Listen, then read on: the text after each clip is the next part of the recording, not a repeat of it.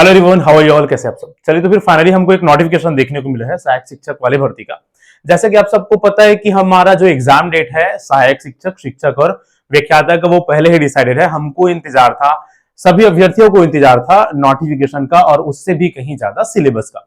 तो अभी आपको ये विभागीय एक नोटिफिकेशन दिख रहा है, जो कि एक नोटिफिकेशन है, भर्ती विज्ञापन है किसका? स्कूल शिक्षा विभाग से सहायक शिक्षक वाले पोस्ट का। यहाँ पर सहायक शिक्षक के पोस्ट में 2292 पोस्ट के लिए भर्ती विज्ञापन जारी किया गया है। काफी लोगों का ये मन में ये डाउट है कि सिर्फ सहायक शिक्षक का भर्ती विज्ञापन क्यों जारी किया गया है, शिक्षक और व्याख्याता का नहीं? क्योंकि अभी फिलहाल ये वाला हमको दिख रहा है ना, जल्दी हमको शिक्षक और व्याख्याता के भी नोटिफिकेशन देखने को मिल जाएगा।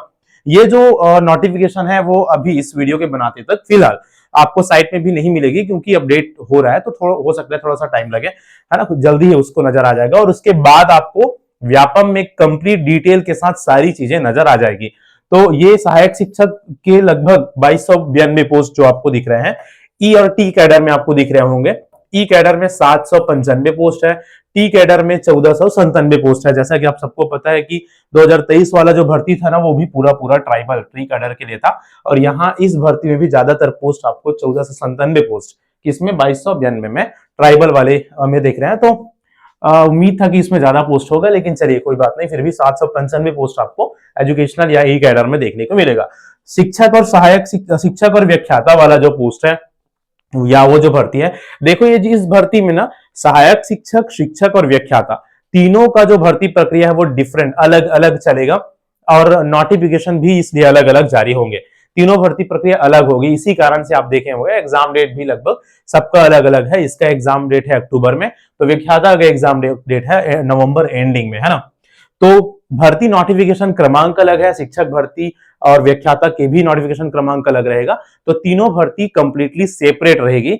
जैसे कि हमको 19 भर्ती में देखने को मिला था कि जो तीनों पोस्ट की भर्ती एक ही नोटिफिकेशन के तहत हो रहा था।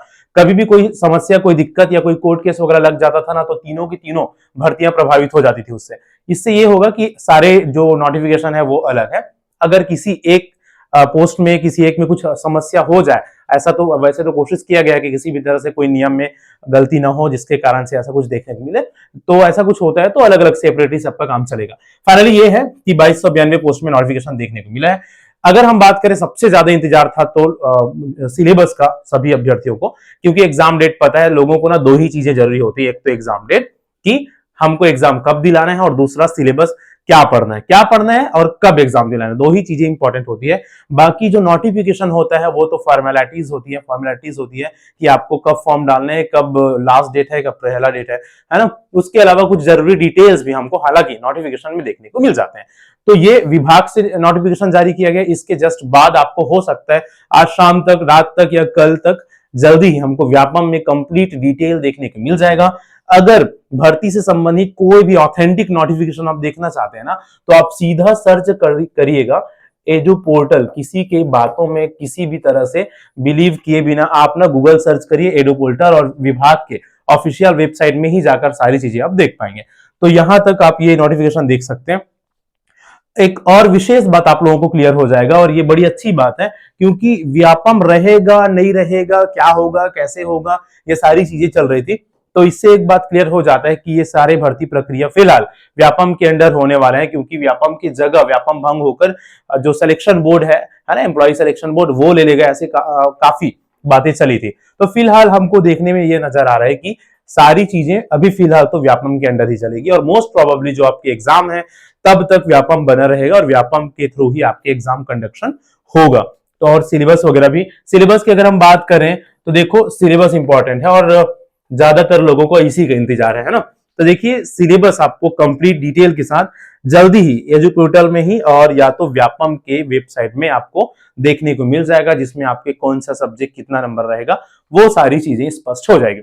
हालांकि अगर हम बात करें सहायक शिक्षक के सिलेबस का, तो ज्यादा कुछ मेजर परिवर्तन तो नहीं होंगे, ऐसा कुछ अनुमान था।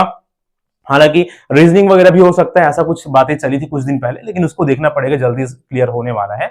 बाकी 150 नंबर का पहले होता था, अब 100 नंबर का पेपर होगा।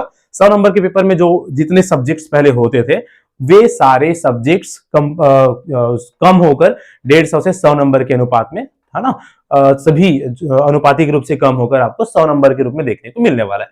लेकिन फिर भी ऑथेंटिक चीजें हम देख लेते हैं तो सारी चीजें स्पष्ट हो जाती है, जो कि जल्दी ही हमको व्यापम की वेबसाइट में और विभागीय वेबसाइट में भी देखने को मिलने वाला है। ठीक है, तो सबसे इंपॉर्टेंट बात फिलहाल ये कि 2292 पोस्ट वाला नोटिफिकेशन आ चुका है। तो शिक्षक भर्ती 2026 ही हम बोलेंगे अब इसको, कि जो नोटिफिकेशन का सिलसिला चालू हो चुका है, शुभारंभ हो चुका है। उम्मीद करते हैं कि हमको जल्दी ही शिक्षक वाले पोस्ट का भी और व्याख्याता वाले पोस्ट का भी 1-2 दिन में, 2-4 दिन में नोटिफिकेशन देखने को मिल जाए, क्योंकि सारी चीजें तो लगभग तैयार है, हर एक चीजें रेडी है। इसका जारी हो गया तो शिक्षक और व्याख्याता वाले पोस्ट के भी जारी होने का ज्यादा अब लेट नहीं होगा, और जल्दी अगर जारी हो जाएगा तो अंततः शिक्षक वाले जितने भी अभ्यर्थी हैं उनको भी, और व्याख्याता वाले अभ्यर्थियों को फाइनली सिलेबस का जानकारी मिल जाएगा, क्योंकि सिलेबस ही एकमात्र ऐसा चीज है जिनका सबसे ज्यादा इंतजार है सभी लोगों को, क्योंकि एग्जाम डेट पता है, क्या पढ़ना है नहीं पता, क्या पढ़ना है पता चल जाएगा, बड़े अच्छे से सभी अपना फिर तैयारी स्टार्ट कर सकते हैं। ठीक है, तो फिलहाल ये कि सभी संबंधित जिला शिक्षा अधिकारियों को निर्देशित कर दिया गया है कि इतने पोस्ट पर भर्ती प्रक्रिया लेना है, और कब से ऑनलाइन स्टार्ट होगा, कब तक रहेगा, क्या क्या चीजें होंगी, कुछ एजुकेशनल क्वालिफिकेशन, लगभग सारी चीजें आपको विभागीय जो या व्यापम के नोटिफिकेशन में जो कंप्लीट सिलेबस रहेगा, कंप्लीट डिटेल रहेगा, वहां जल्द ही पता चलने वाला है। और सहायक शिक्षक वाला जो भर्ती है ना, वो जिला शिक्षा अधिकारी के अंडर होता है, शिक्षक वाला पोस्ट जेडी के अंडर होता है, और व्याख्याता पोस्ट विभाग के अंदर होता है। इस कारण से यहाँ पर जिला शिक्षा अधिकारी को निर्देशित किया गया है ना।